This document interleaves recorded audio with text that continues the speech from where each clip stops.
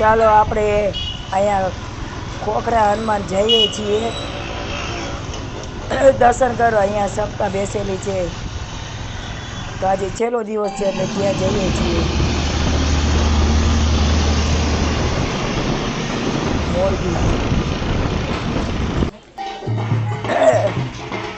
ચાલો આપણે હવે આ ખોખરા હનુમાનનું મંદિર આવી ગયું છે અને સપ્તાહનું સ્થળ પર આવી જ ગયું છે તો આપણે હવે ત્યાં ઉતરા। આજે મારા જવાના છે એટલે આ છેલ્લો દિવસ છે એટલે બપોર પછી લોકો જમીને સપ્તાહ ચાલુ કરે છે તો અમે લોકો શું સવારના નીકળી ગયા હતા દર્શન કર્યા બધે ફર્યા બધે। આજે રહ્યો એ આપણે મંદિરનો રસ્તો છે। હવે મંદિરે આપણે જઈએ છીએ દર્શન કરવા। હાલો આપણે હવે હનુમાનજીના મંદિર તરફ જઈ રહ્યા છીએ। આ હનુમાનજી આપણે બધી માનતે ગમે તે લ્યો બધાની સફળ થાય છે। રોજે રોજ માણસો આટલું જોઈએ તો સપ્તાહ બેઠી છે કદાચ સપ્તાહ ન હોય ને તો એ રોજે રોજ માણસો હોય જ છે।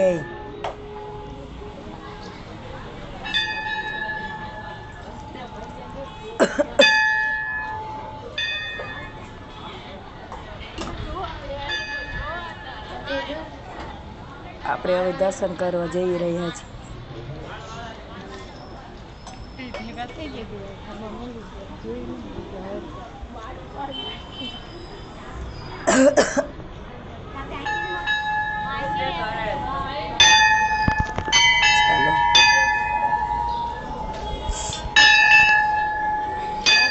મંદિર એટલું વિશાળ છે કે આમાં મૂર્તિ દરેક જગ્યાએ દરેક મૂર્તિ બેસાડેલી છે।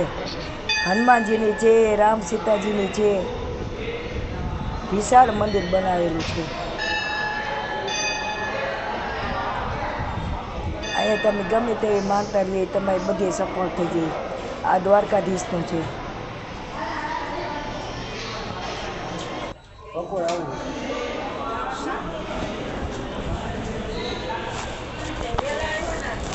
રોજે રોજ માણસો આવે અહીંયા જમવાનું બધે દર શનિવારે એ લોકો બધાને જમાડે છે। આ રામ સીતાને રામ લક્ષ્મણ જાનકી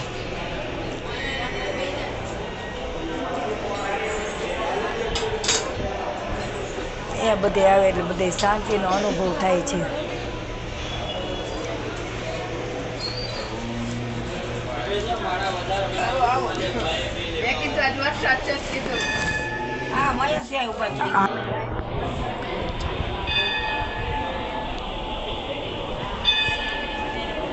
ચાલો અહીંયાથી આપણે આગળ વધીએ। આપણે હનુમાનજીના દર્શન કરી લઈએ। મંદિર તો એકદમ વિશાળ છે। હવે આપણે ગણપતિ બાપા આવ્યા છે।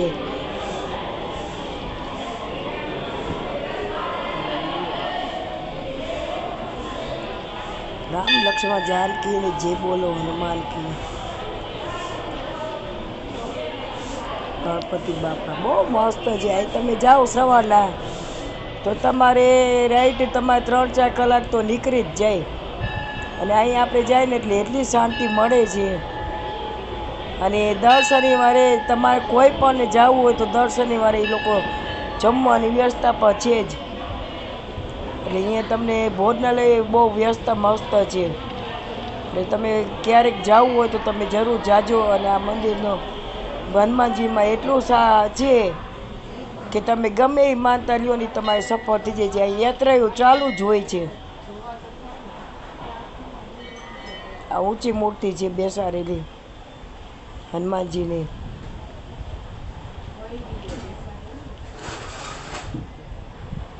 બહુ વિશાળ મંદિર છે।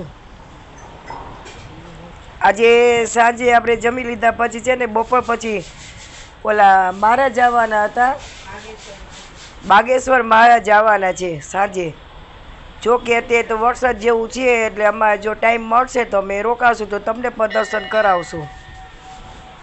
કારણ કે તે ઋતુમાં તો એવું છે કે વરસાદ ભાઈ ગમે ત્યારે ચાલુ થઈ જાય. આ કનકેશ્વરી બાપુના એના ગુરુજી છે કેશવાનંદ બાપુના ફોટા પર રાખેલ છે.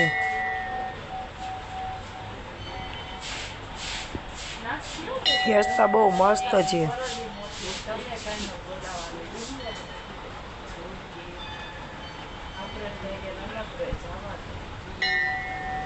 તમે ગમે ત્યારે આવો ને તમારે 3-4 કલાક તો નીકળી જ જાય આમાં. અને શાંતિનો અનુભવ તો એવો થાય કે આપણે એમ થાય કે સેજવાય બેસી જ રહી. બહુ મસ્ત છે વિશાળ.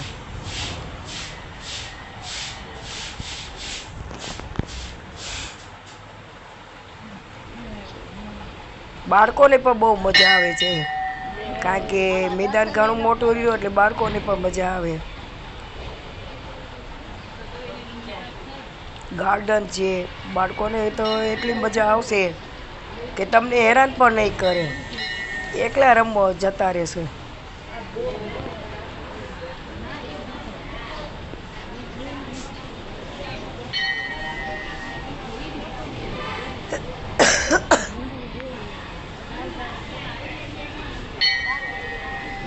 કારણ કે આજે તડકો બહુ ઓછો હતો, ધૂપ છાંવ હતો એટલે બહુ મજા આવી ફરવાની.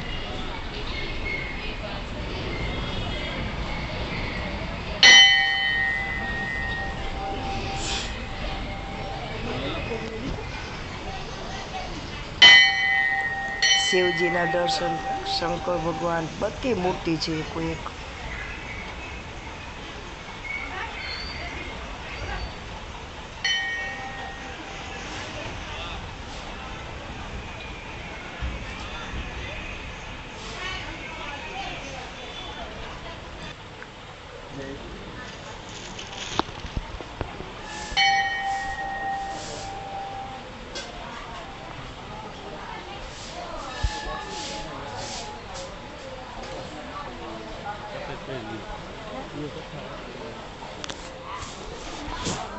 હાલો આપણે દર્શન કરી લીધા છે. ધીરે ધીરે જરાક આમ આગળ વધશું.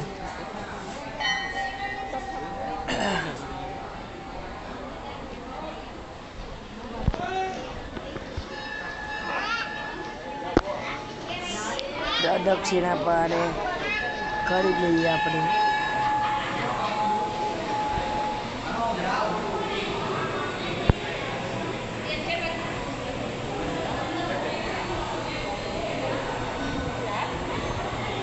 પંખા જ્યાં જોવા ન મળે ને એવા પંખા એ છે.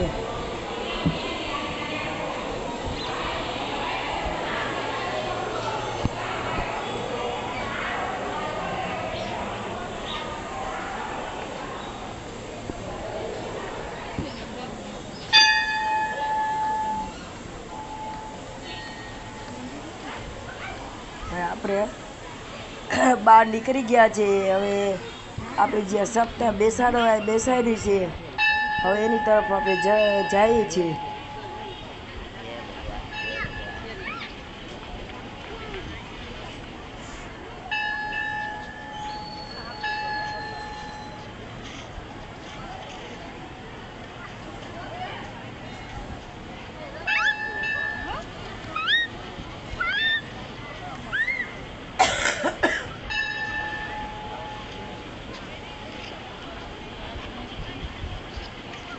આ ચા તો એમને ચાલુ જ હોય, તમે ગમે ત્યારે જાઓ નહીં.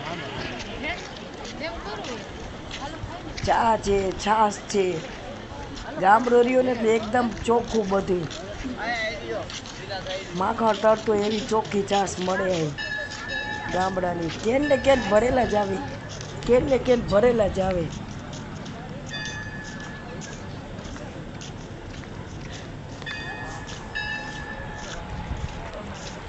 સપ્તાહ બેસાડી હતી એ લોકોને રોજે રોજ જમવાનું જુદી જુદી આઈટમ હતી.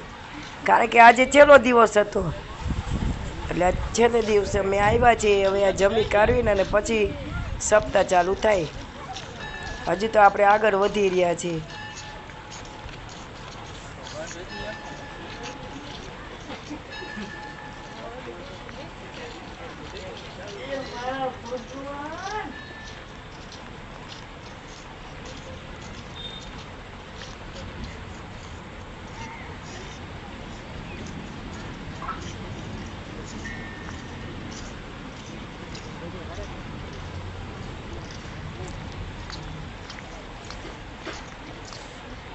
કારણ કે આ તો પવન પુત્ર છે. તડકો હોય અને પાછો પવન હોય એટલે માણસોને બહુ મજા આવે. ધૂપ છાંવરી એટલે આપણે આ હનુમાનજીની જે બેસાડેલ છે મૂર્તિ ઊભી રાખેલી, હવે ત્યાં જઈને તમને દેખાડીએ.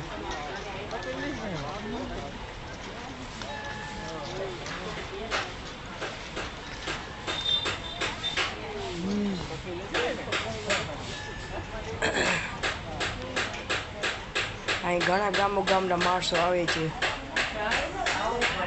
ફોટા બોટા પાડવાના બહુ મસ્ત લોકેશન, બહુ મસ્ત છે. બધે આમ જોવાનું તમને એમ થાય કે ફોટા છે, વિડીયો શૂટ છે. ઘણા લોકો અહીં આવે છે કરવા.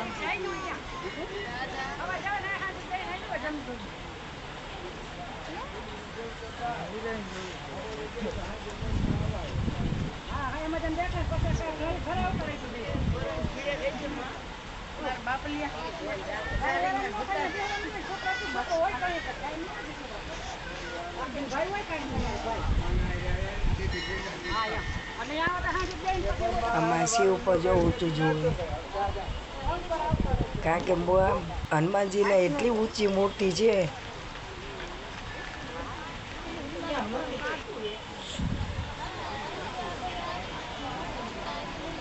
ચાલો હવે આપણે કથાનું જે સ્થળ છે એ તમને બતાવી દઈએ.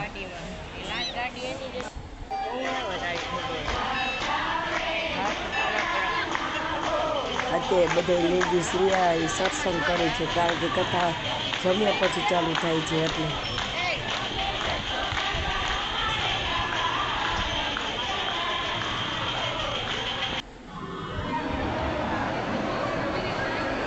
જમવા બેસી ગયા છે આપણે.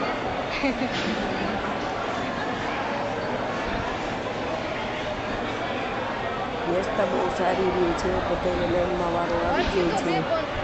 કોઈ પણ કાંઈ પણ તકલીફ, કોઈને જરાય એક કરતાં જરાય તરત જ લાઈનમાં વારે રાખી દે છે. કાઉન્ટર એટલા મૂકેલા છે.